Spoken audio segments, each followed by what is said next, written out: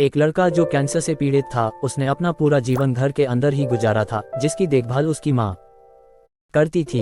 एक दिन वह बाहर जाना चाहता था। उसकी माँ हिचकिचा रही थी लेकिन अनिच्छा से मान गई। वह हमेशा घर पर रहने के कारण और ज्यादा बीमार महसूस करता था और वह ये जानती थी। माँ ने उसे सड़क पर टहलने के लिए जाने दिया। लड़का बहुत सारे स्टोर के पास से गुजरा और एक विशेष दुकान पर आया जो सीडी बेचती थी। वह उस दुकान के अंदर चला गया।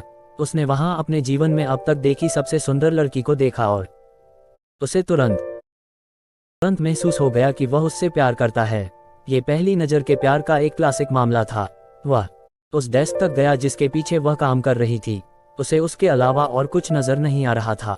लड़की ने उसकी तरफ देखा और सुंदर सी मुस्कान बिखेरते हुए बोली, क्या मैं आपकी मदद कर सकती हूँ?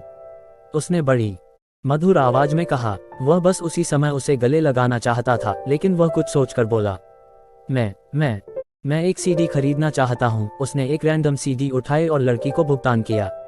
क्या आप इसे रैप करवाना चाहेंगे? लड़की ने उससे एक बार फिर सबसे प्यारी मुस्कान बिखेरते हुए पूछा। उसने सिर हिलाया और वह अपनी जरूरत का सामान लेने चली गई। वह वापस आई, सीडी लपेटी और वह ले गया और चला गया। अगले दिन लड़का वापस गया और एक और सीडी खरीदी। उसे हमेशा की तरह लपेटा।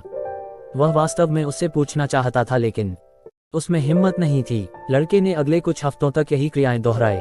उसने हर सीडी को अपनी अलमारी में रख लिया। माँ को इस बारे में पता चला तो माँ ने उसे बस लड़की को बाहर खाना खाने ले जाने के लिए पूछने के लिए कहा। इसलिए अगले दिन जब वह सीडी खरीदने गया, जबकि लड़की रैपिंग पेपर लेने गई, उसने अपना नंबर उस नोट पर लिखा जिससे भुगतना करना चाहता था। वो नोट उसे देकर और बाएं बोलकर वो वहां से चला गया। कुछ दिनों बाद फोन की घंटी बजती है। लड़के की माँ ने उठाया। फोन पर वही लड़की थी। वह लड़के से बात करना चाहती थी। माँ ने रोते हुए लड़की को बताया कि पिछले हफ्ते उसका निधन हो गया। बाद में माँ अपने बेटे को याद करना चाहती थी, इसलिए उसने उसके कमरे में जाकर उसकी अलमारी खोली। वहां उसे सभी बंद सीडी मिली। खोली तो उसमें एक नोट, छोटी लिखी हुई चिट्ठी था जो उसी लड़की की तरफ से था। नमस्ते, मुझे लगता है कि तुम बहुत प्यारे हो। क्या तुम मेरे साथ बाहर जाना चाहते हो?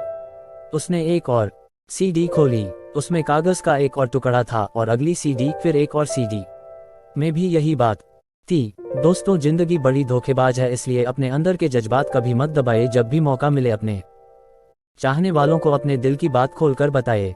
उम्मीद करता हूँ आपको ये कहानी पसंद आई होगी। ऐसे ही अनेक कहानियाँ आप इस वेबसाइट, इस चैनल मोटिवेशनल पावर पर पढ़ सकते हैं।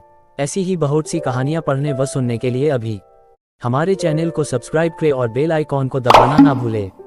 मिलते हैं अपनी अगली वीडियो में। जय हिंद।